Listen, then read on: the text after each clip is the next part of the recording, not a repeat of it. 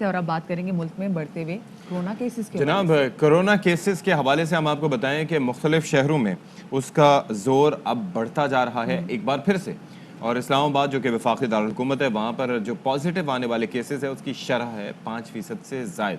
दूसरी जानिब गिलगित बल्तिस्तान में भी मुस्बत केसेस की शरह 37% तक पहुँचने का इंकशाफ हुआ है। बिल्कुल जी। और वज़ीर आला गिलगित बल्तिस्तान ने अवाम से SOPs पे अमल दरामद करने की अपील की है। और दूसरी जानिब जो माहिरीन सेहत हैं उन्होंने भी अलार्म कर दिया है कि ईद उल अज़हा पे वायरस को दोबारा सर उठाने का मौका मिल सकता है। साथ ही साथ NCOC ने मुल्क में कोरोना वायरस के केसेस में एक दफ़ा फिर इजाफे पर तशवीश का इजहार करते हुए ईद उल अज़हा के दौरान SOPs पे खुसूसी अमल दरामद करने के लिए अहकामात भी जारी कर दिए हैं। जी बिल्कुल। और इसके साथ साथ अफ़गानिस्तान में जो मुकीम लोग हैं उनके हवाले से अरेंजमेंट्स किए जा रहे हैं और तुरखम बॉर्डर के हवाले से भी अरेंजमेंट्स किए गए हैं।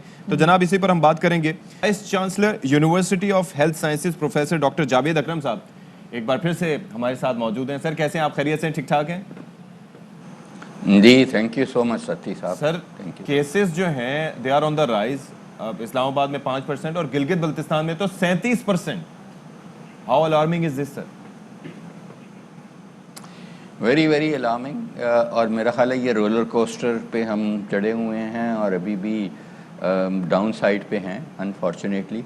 देखें, हो ये रहा है कि जब भी थोड़े से लोग अपने SOPs को अपनाते हैं और थोड़ी सी रिस्ट्रिक्शंस लगती हैं तो केसेस कम होते हैं।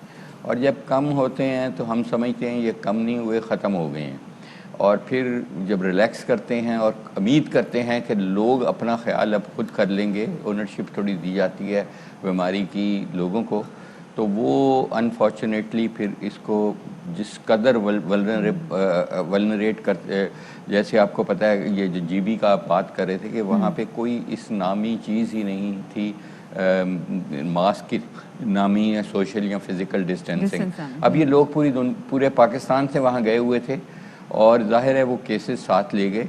अब उस वहाँ पे इन्फेक्ट किया, अब वो केसेस वहाँ से आपस में इन्फेक्ट होके वापस बड़े शहरों में आएंगे, ख़ासकर इस्लामाबाद में और लाहौर में, और वहाँ बढ़ेंगे तो ये एस्केलेट होंगे। ये 3-4 साल से भी ज़्यादा चल सकती है ये चीज़। हमें इसकी स्ट्रेटजी ये नहीं होनी चाहिए कि किसी वजह से क्रेडिट क्लेम करने की वजह से हम ये कहें कि हमने चीज़ें खोल दी हैं। खोल देना इस ये बताइएगा डॉक्टर साहब कि अब फिर आपको क्या सोल्यूशन लगता है कि हम फिर कहीं ना कहीं से पाबंदियां लोगों पे कहीं ना कहीं लागू करना शुरू कर दें, क्योंकि लोग तो बाज आने वाले नहीं है। हमने अभी भी देखा है लोगों को लगता है जी वैक्सीन भी लगवा ली है तो मास्क पहनने की जरूरत ही नहीं, बल्कि हम उनको कब से ये भी बता रहे हैं कि भाई डेल्टा वायरस भी मार्केट में आ गया है। देखें मदिया, हमने ये काफ़ी दफ़ा तजर्बा कर लिया और यही हो रहा है। और ये अपसर्ज जब होती है उसका मतलब ये होता है कि कुछ ज़िंदगियाँ चली जाती हैं, जो कि बहुत बड़ा अलमिया है और वो किसी की भी हो सकती है। मेरे ख़्याल में कि अभी इट इज़ टू अर्ली कि हम इनको रिलैक्स करें इन चीज़ों को, जब तक कि हम एक रिस्पेक्टेबल फिगर वैक्सीनेशन का नहीं अचीव कर जाते। वैक्सीनेशन फिगर मीन्स के कुछ 60 to 70% लोगों को वैक्सीनेट नहीं किया जा सकता तमाम पूरे पाकिस्तान में, नॉट जस्ट चंद बड़े शहरों में।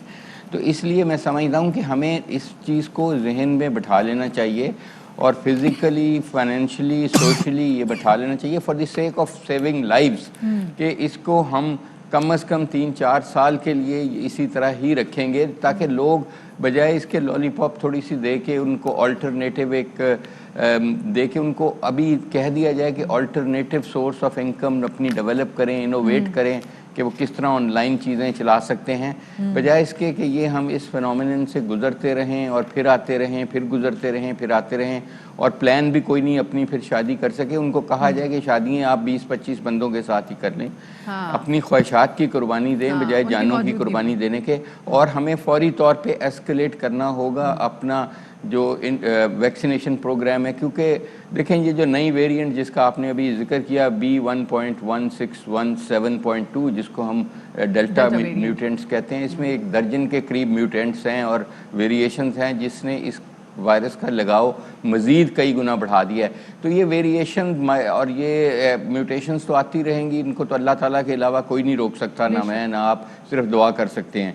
लेकिन स्ट्रेटजी आप ज़रूर बना सकते हैं। ये प्रिपेयर्ड रहेंगे, ये बहुत सारी म्यूटेशंस आएंगी ابھی آپ کو پتہ ہے رومانیہ کی آ گئی میوٹیشن، ابھی بہت ساری اور میوٹیشنز آ رہی ہیں، اور اس کی میوٹیٹنگ پوزیشنز جو ہیں وہ 39,000 ہیں، تو 39,000 یہ میوٹیٹ کر سکتی ہے۔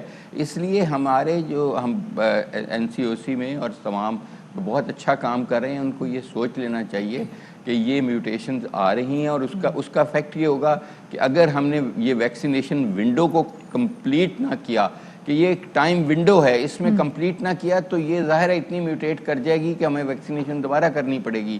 اس لیے ایک طرف تو ہمیں ویکسینیشن پروگرام بہت فعال کرنا پڑے گا، اور جب تک وہ نہیں ہوتا ہمیں پابندیاں رکھنی پڑیں گی۔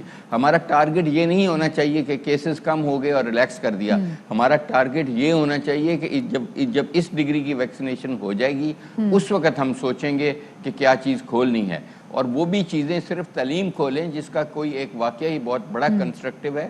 صحت ہم نے ساری عمر کی ہے، اور پھر ساری عمر کریں گے اگر زندہ رہ گئے تو میں سمجھتا ہوں کہ یہ صحت میں تو بالکل لوگ اس موڈ میں ہی نہیں ہوتے کہ وہ ماسک پہنے، فوٹویں اتروانی ہیں یا جو بھی کرنا ہے انہوں نے، اور وہ جاتے ہیں جاتے ہی اس لیے کہ کٹھے بیٹھ کے کھانا کھائیں، بالکل وہ کہتے ہیں چاہتے ہیں کہ پورے فضا ماحول میں کھلا سانس لے سکیں اور اپنے سانس سے اگلوں کو بھی ٹھیک ٹھاک معطر کر کے آ جائے۔ بہت شکریہ جی، ڈاکٹر جاوید اکرم صاحب ہمارے ساتھ موجود ہیں۔ بالکل صحیح اس بات کی کر رہے تھے کہ ابھی اتنی بھی ریلیکسیشن نہیں ہونی چاہیے، سیاحت سے بہت ساری چیزیں چل رہی تھی۔ اب دیکھیں نا گلگت بلتستان جو چیز نیسیسٹیز ہیں، جو چیزیں جن سے آپ نے جیسے کنسٹرکٹیو ہے آبویسلی تعلیم، تو تعلیم کا شعبہ کھلنا چاہیے، لیکن اس کے علاوہ آبویسلی صاحب نے اس کے لیے کہا تھا کہ زیادہ فعال کریں جو ویکسینیشن کا پروسیس ہے، ویکسینیشن کو فعال کریں اور ریلیکسیشن اتنی نہ دیں جبکہ بالکل پاکستان سے یہ ختم نہیں ہوتا وائرس۔